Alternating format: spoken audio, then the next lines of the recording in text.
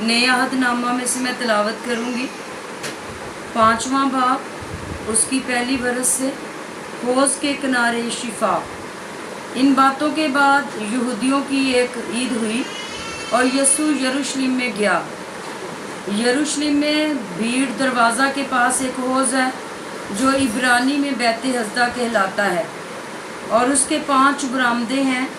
इनमें बहुत से बीमार और अंधे और लंगड़े और पस मुर्दा लोग जो पानी के हिलने के मुंतज़िर होकर पड़े थे, क्योंकि वक़्त पर खुदावंद का फरिश्ता हौज़ पर उतरकर पानी हिलाया करता था।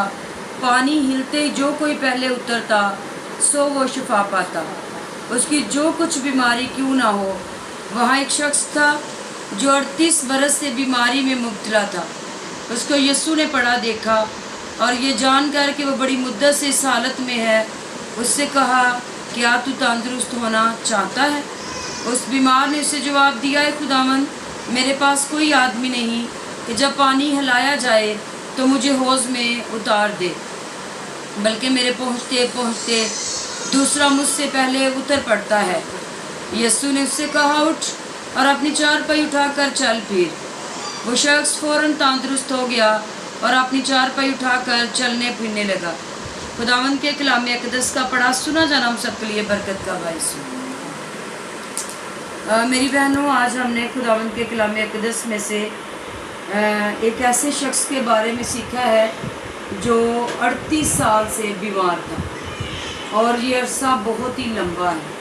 मैं समझती हूँ बीमारी तो एक दिन आ जाए और 10 दिन या महीना हो जाए तो घर के लोग इससे तंग आ जाते हैं, और वो इंसान जो बीमार होता है वो भी परेशान हो जाता है। तो इस शख्स ने बताया है, इसकी उम्र बताई गई है कि इसकी बीमारी का अर्थ 38 साल हो गए, बहुत अरसा।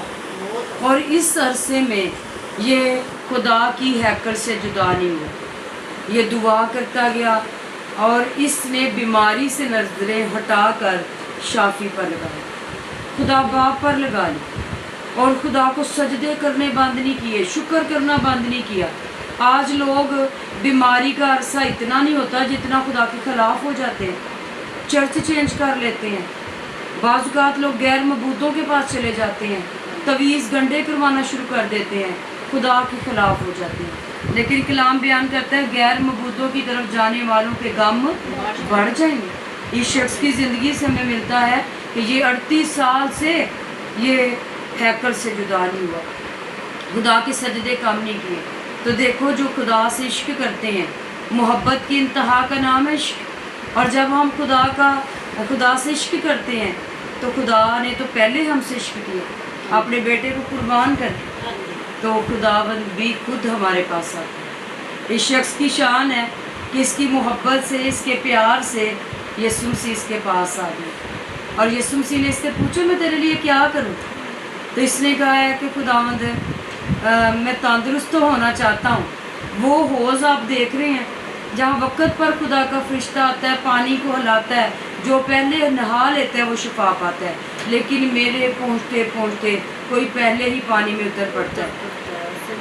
तो इसके अल्फाज से हम देख सकते हैं कि उसकी हड्डियाँ सूख गई थी, उससे चला नहीं जाता था, वो घसीट के चलता था। 38 साल में इसके अंदर खून की कमी आ गई होगी, इसके लंग्स ख़राब हो गए होंगे, इसके फेफड़े ख़राब हो गए होंगे, और ये हड्डियाँ सूखने की वजह से मूव हो गई होगी, जिसकी वजह से इसकी टांगों पे वज़न नहीं पड़ता था।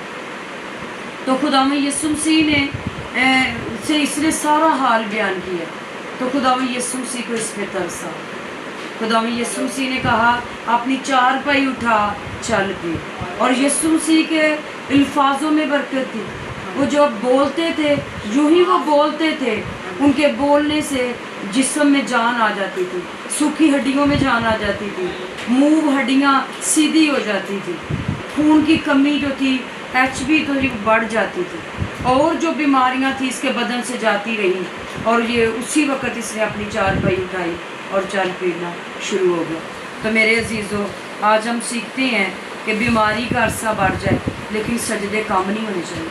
उसकी इबादत, उसकी प्रस्तश کم نہیں ہونی چاہیے. ہمارا ایمان ہونا چاہیے کہ خدا باپ یسوع کے نام سے ہمیں ضرور شفا دے.